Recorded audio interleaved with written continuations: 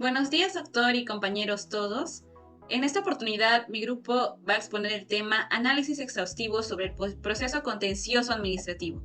Los integrantes de este grupo son Diego Josué Condoriale y quien les habla, Orieli Janet Mamani Cervantes. Bien, vamos a comenzar con el capítulo 1, que es la trascendencia del proceso contencioso administrativo. Bien, la primera parte de este capítulo hablaré sobre la evolución histórica del proceso contencioso administrativo, en el Perú.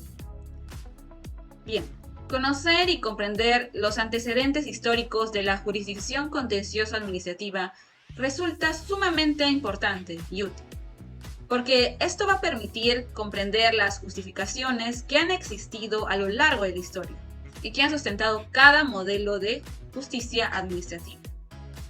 Bien, comenzamos con el primero, que es el modelo francés. Se desarrolló la denominada jurisdicción administrativa, que en un principio estuvo fuertemente basada en la idea de separación de poderes. También, de forma específica, en la necesaria separación que debe existir también entre la justicia y la administración. Luego tenemos el sistema judicialista. Bien, este sistema puso en práctica donde la administración se juzga a sí misma, pero mediante una jurisdicción especializada, claramente independiente y técnica. Sin embargo, frente a otros ojos, dicho modelo resultaba bastante cuestionable. Luego tenemos la regulación del proceso contencioso administrativo en el Código Civil de 1992. Bien, el proceso contencioso administrativo en el Perú se reguló por primera vez orgánicamente en el Código Procesal Civil de 1992 y se le reguló como un proceso abreviado impugnación de acto o resolución administrativa. Bien, pasamos a la siguiente parte que hablamos aquí sobre el modelo peruano vigente, La Ley 27584 y sus fundamentos constitucionales y legales. Bien, en esta parte se menciona la renovación de los estudios del derecho administrativo en nuestro país. Y esto llevaba a cabo a partir de la publicación y entrada en vigencia de la Ley del Procedimiento Administrativo. Y esto fue en el año 2001, acompañada de la publicación de la Ley del Proceso Contencioso Administrativo, la Ley 27584, Norma General del Desarrollo de los Procesos Contenciosos Administrativos en nuestro país. Esta ley vigente a partir del 16 de abril de 2002 reguló por primera vez el proceso contencioso administrativo de forma integral en una ley específica. Bien, pasamos a la siguiente parte que es la finalidad. Bien, sobre la finalidad. Podemos decir que el proceso contencioso administrativo tiene una doble finalidad, por un lado de manera subjetiva, Y esta sirve como un procedimiento legal para salvaguardar los derechos e intereses de los individuos frente a la administración pública. Y por otro lado, de manera objetiva, busca proteger la legalidad de las acciones administrativas. Y este proceso se centra en la revisión de actos u omisiones administrativas para que el juez pueda llevar a cabo un control sobre la legalidad, Bien, pasamos a la siguiente parte, que serían las definiciones.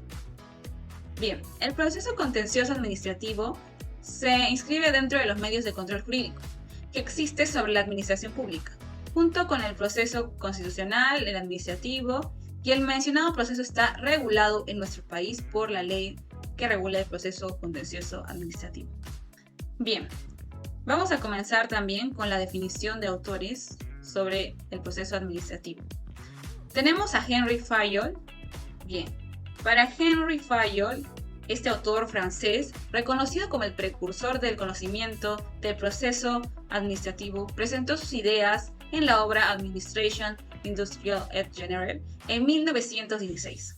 Aunque no empleó la denominación exacta de proceso administrativo, es evidente que sembró una semilla de esta noción al definir la administración como la capacidad de prever, organizar, mandar, coordinar y controlar.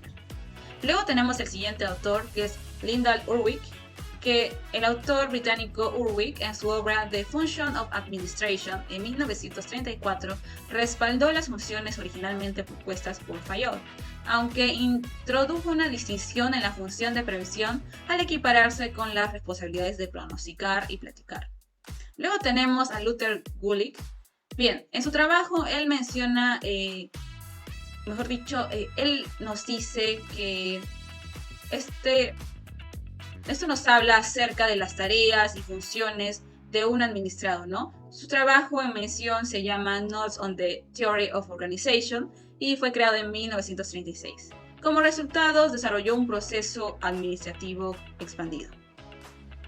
Bien, pasamos a los siguientes autores.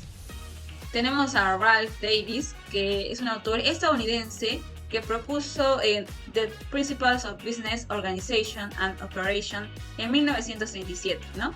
Él propuso un proceso administrativo que está compuesto en 3 funciones básicas, las cuales son planeación, organización y control. Luego tenemos a George Terry. Este autor de Principles of Magnets en 1953 sugirió un procedimiento de 6 funciones que podían adelantarse en cualquier organización para así alcanzar los resultados deseados. Y estas son la planeación, la organización, la dirección, coordinación, control y liderazgo.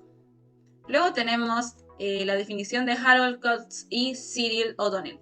En Principles of Magnet and Analysis of Manuary Functions en 1955, Coates y O'Donnell esbozan un proceso administrativo de 5 funciones, ¿no? Las cuales son planeación, organización, integración, dirección y control. Bien, luego tenemos las definiciones de William Newman, Charles Summer y Kirby Warren. Estos autores propusieron en The Process of Magnets, Concept, Behavior and Practice en 1961 un marco de referencia operacional para el proceso administrativo. Esto quiere decir que es basado en las funciones administrativas clásicas. Y por último tenemos la definición de Ernest Day, que propuso en Magnets Theory and Practice 1965 un proceso administrativo subdividido en 7 funciones, las cuales son planeación, organización, gestión de personal, dirección, control, innovación y representación. Bien, pasamos al siguiente tema y en este les hablaré sobre los principios del proceso contencioso administrativo vigente. Y esto se divide en 3. Para comenzar tenemos el principio de integración, en el cual menciona que los jueces no deben dejar de resolver el conflicto de interés o la incertidumbre con relevancia jurídica por defecto o deficiencia de la ley. En tales casos deberán aplicar los principios del derecho administrativo, los cuales son principio de legalidad, principio del debido procedimiento, principio del informalismo, principio de eficacia, principio de celeridad, principio de simplicidad, principio de racionalidad, principio de imparcialidad, principio de presunción de veracidad, principio de impulso de oficio, principio de conducta procedimental, principio de verdad material, principio de participación, principio de uniformidad y por último el principio de predictibilidad. Bien, pasamos al siguiente principio, que es el de igualdad procesal. Y aquí nos menciona que las partes en el proceso contencioso administrativo deberán ser tratadas en igualdad, independientemente de su condición de entidad pública o administrada. Se menciona en el artículo 2 del inciso 2 de la Constitución de 1993 que establece que toda persona tiene derecho a la igualdad ante la ley y nadie debe ser discriminado por motivo de origen, raza, sexo, idioma, religión, opinión, condición económica o de cualquier otra índole, ¿no?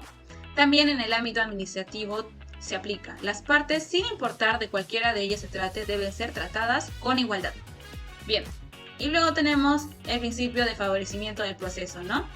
El juez no podrá rechazar liminarmente la demanda en aquellos casos en los que, por falta de precisión del marco legal, exista incertidumbre respecto del agotamiento de la vía previa.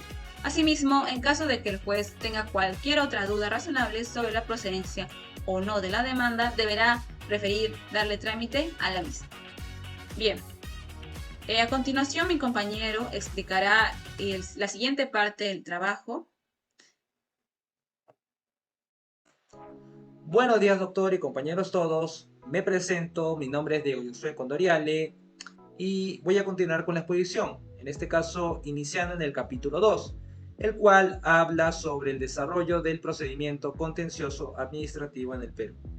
Bueno, primeramente, a manera de introducción, ¿no?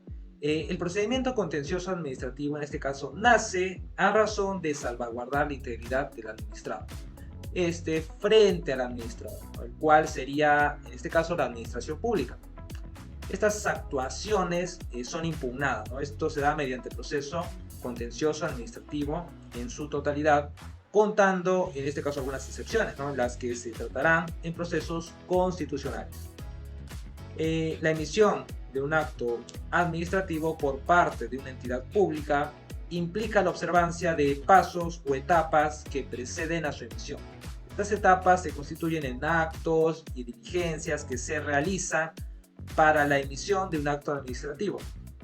Esto es lo que se denomina procedimiento administrativo, el cual en este caso se puede iniciar de oficio o a instancia de parte, ¿no? Y culmina con la emisión de un acto administrativo. El acto administrativo, al ser notificado a los interesados, puede ser pasible de contradicción, ¿no? A través de una revisión de oficio o recursos administrativos. En este último caso se genera el procedimiento recursivo que al culminar da por agotada la vía administrativa.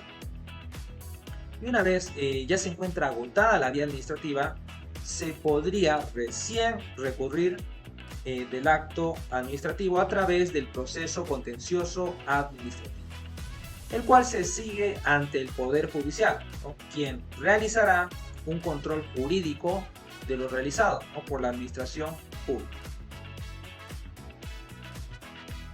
Continuando, tenemos al objeto del proceso contencioso administrativo. Tiene por objeto la pretensión procesal y administrativa, está dirigida por un sujeto hacia el juez con la finalidad que una entidad de la administración pública pueda satisfacer su pretensión, que es en este caso legítima, y a su vez está amparada por el ordenamiento jurídico. Bien, pretensiones procesales, ¿no? En este caso contenciosa administrativa. Podemos decir que para Goscinny la pretensión estudia el objeto del proceso, es decir, las razones por las que una persona se presenta ante la justicia y plantea en su demanda un determinado conflicto de intereses. La pretensión procesal administrativa está dada por unos hechos que han acaecido en la realidad, hechos motivados por una actuación administrativa específica. Por lo tanto, la pretensión está estrechamente vinculada con la actuación impugnable, puesto que esta última sirve de presupuesto fáctico para formular aquella. Guiándonos del artículo 5 de la ley 27.584, las pretensiones deben tener en este caso por objeto la declaración de nulidad total o parcial o ineficacia de actos administrativos. También el reconocimiento o restablecimiento del derecho o interés jurídicamente tutelado, ¿no? Y la adopción de las medidas o actos necesarios para tales fines. Como punto 3, la declaración de contraria a derecho y el cese de una actuación material que no se sustente en acto administrativo. Como punto 4, se ordena a la administración pública la realización de una determinada actuación a la que se encuentre obligada por mandato de ley o en virtud de acto administrativo firme. Como punto 5, la indemnización por el daño causado por alguna actuación impugnable conforme al artículo 238 de la ley 27.444, siempre y cuando se plantea acumulativamente a alguna de las pretensiones anteriores. Bien, de todo ello, las actuaciones administrativas impugnables, ¿no? En este caso, el conflicto administrativo se encuentra conformado por las actuaciones impugnables, ¿no? Ello genera afectación al derecho o interés de un administrado. Por tal motivo existe una motivación de interponer una demanda con la finalidad que el órgano jurisdiccional brinde satisfacción de las pretensiones procesales que pudiera incoar. La ley recurre al concepto de actuación administrativa por ser más comprensivo que el concepto de acto administrativo. En este caso existe una lista, ¿no?, de esas actuaciones las cuales se pueden impugnar. Todo ello lo encontramos en el artículo 4 del TUO de la Ley de Proceso Contencioso Administrativo. Estos actos impugnables serían los siguientes, ¿no? Primero tenemos a los actos administrativos, ¿no?, y cualquier otra declaración administrativa. También tenemos el silencio administrativo, la inercia y cualquier otra omisión de la administración pública. La actuación material que se sustenta en acto administrativo, la actuación material de ejecución de actos administrativos que transgrede principios o normas del ordenamiento jurídico, las actuaciones u omisiones de la administración pública respecto de la validez, eficacia, ejecución o interpretación de los actos de la administración pública, con excepción de los casos en que es obligatorio o se decida conforme a ley someter a conciliación o arbitraje la controversia. También las actuaciones administrativas sobre el personal dependiente al servicio, ¿no?, de la administración pública. Asimismo, también podemos citar a Gordillo, el cual dice que el objetivo de estas reglas es el interés personal por el beneficio o afectación contenida en el acto administrativo, que debe tener repercusión en el ámbito de la esfera jurídica de quien lo alega. Yendo al ámbito de competencia, ¿no?, la demanda contenciosa administrativa debe ser vista en este caso por un juez, en lo contencioso administrativo, ¿no? Esto se decide por ciertas competencias, ¿no?, las cuales serían competencia territorial, la cual se refiere al lugar en donde se ha interpuesto la demanda, ¿no?, y por otro lado, la competencia funcional, respecto a la entidad sobre la cual recae la demanda. Bien, continuando vemos el tema de parte del proceso, ¿no? Como en todo proceso, el proceso contencioso administrativo va a tener dos partes, ¿no? Por una parte tenemos al demandante, por otra al demandado, ¿no? Y en este caso se realiza, quien asume en este caso la calidad de parte demandante en el proceso contencioso administrativo, llega en este caso en calidad de vencida y apelante, ¿no? Luego de agotar una vía administrativa que le fue desfavorable, ¿no? Este sería el administrado o el particular. Luego tenemos la legitimidad para obrar activa, ¿no? Cuando estamos viendo las partes del proceso, ¿no? Sería que es el titular el cual está siendo su derecho vulnerado, ¿no?, debido a una actuación en sede administrativa que es impugnable para el proceso contencioso administrativo. Para ello tenemos una legitimidad, ¿no?, en este caso para obrar activa en tutela de intereses difusos, ¿no? En la situación que el actuar que es impugnable de la administración pública vulnera o amenaza el interés difuso, ¿no? En este caso existiría legitimidad para iniciar el proceso. Y si vemos esto, las instituciones las cuales se encargarían, si nos remontamos al artículo 14 de la ley 27.584, entre ellas tenemos por una parte al Ministerio Público, ¿no?, que en este caso actúa como parte. Tenemos también al Defensor del Pueblo, ¿no?, y en última instancia también tenemos a cualquier persona natural o jurídica. Viendo también el tema de la legitimidad para obrar pasiva, podemos decir que en síntesis es quien puede recibir la demanda contenciosa administrativa, ¿no?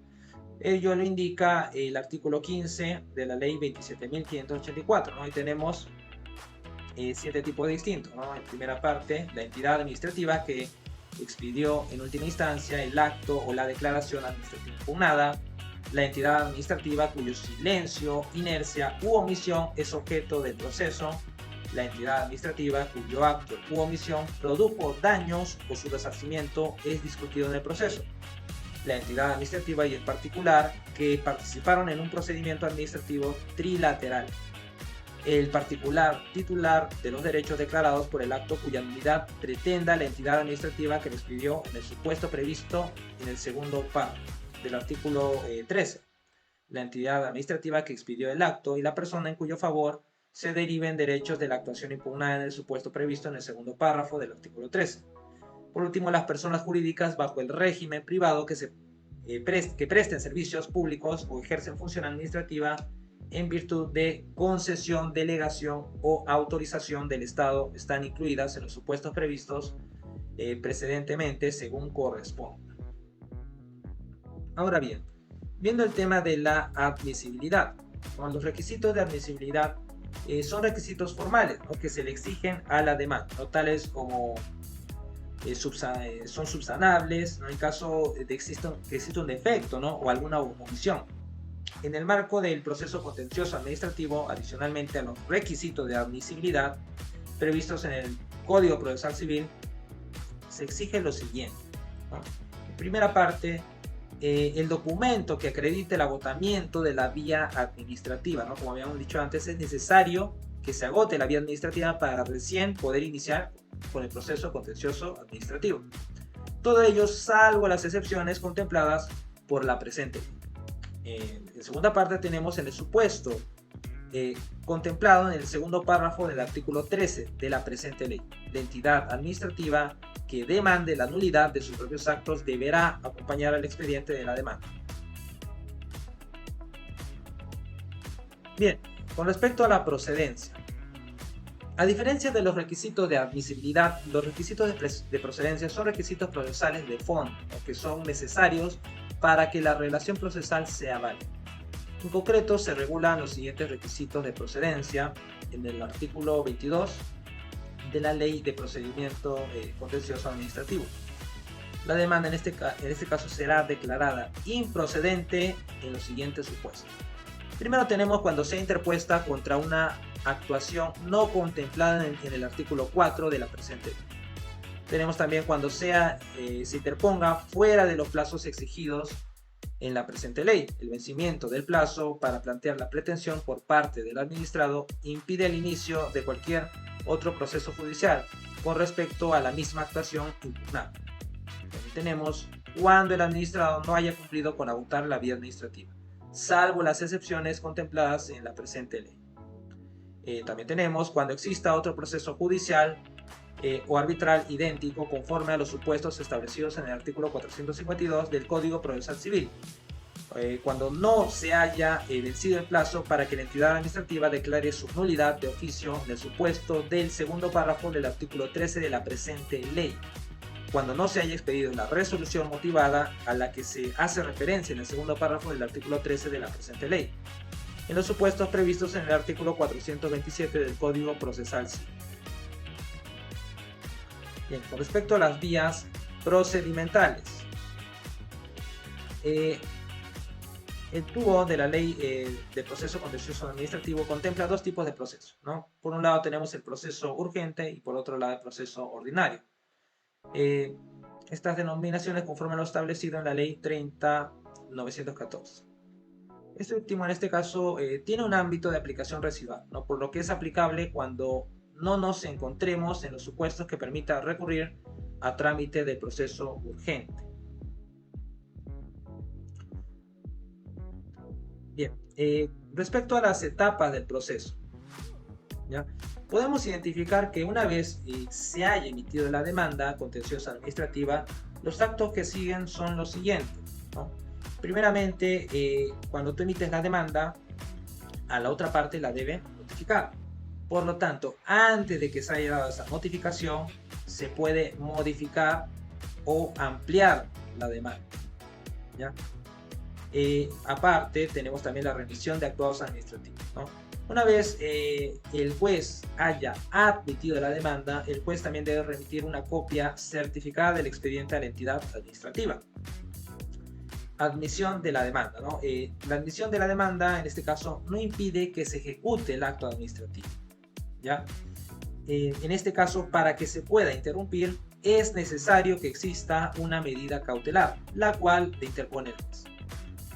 También tenemos a la vía procedimental, ¿no? En este caso, todos los plazos varían, ¿no?, según el procedimiento que se está haciendo. Podemos ver, en este caso, proceso sumarísimo, proceso urgente o proceso ordinario, ¿no? Todo ello en base a las reglas del procedimiento. Tenemos, continuando, a los medios probatorios, ¿no? Es necesario en este caso que existan medios probatorios.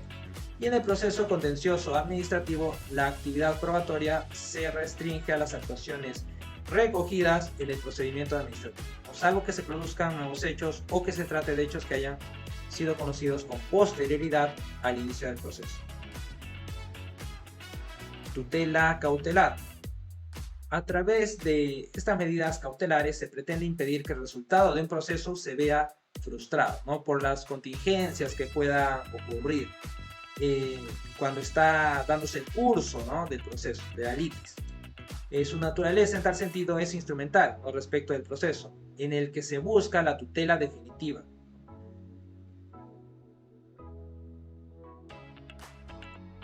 Bien, con respecto a la sentencia, ¿no?, la doctrina entiende que la sentencia es la decisión judicial que normalmente pone fin al proceso de cognición, ¿no?, en cualquier instancia por el cual el órgano jurisdiccional satisface las pretensiones y resistencias deducidas de las partes, ¿no?, ampliando el ordenamiento jurídico. La sentencia en este caso sería definitiva, ¿no?, es aquella que provoca la finalización del proceso al resolver el fondo de la cuestión en la cual ha sido planteada. Bien, como conclusión, en este caso podemos decir que el proceso contencioso administrativo de cierta manera se da siempre que se agote la vía administrativa, ¿ya? Y gracias a este proceso sería que los administrados pueden de cierta manera hacer valer sus derechos, ¿no?, frente a una administración que en este caso puede ser que infrinja las normas, que sea abusiva con los derechos, que vulnere los derechos de los administrados. Por lo tanto, es importante conocer de este proceso, a su vez también los plazos, el tipo de procedimiento que se va a seguir, los requisitos, los cuales podemos encontrarlos en la misma ley en cuestión que hemos hablado, y también algunos requisitos que se encuentran en el Código Procesal Civil. ¿No? Gracias a todo ello, en este caso se puede velar por la integridad de los administrados. Esta sería nuestra exposición. Muchas gracias por su atención.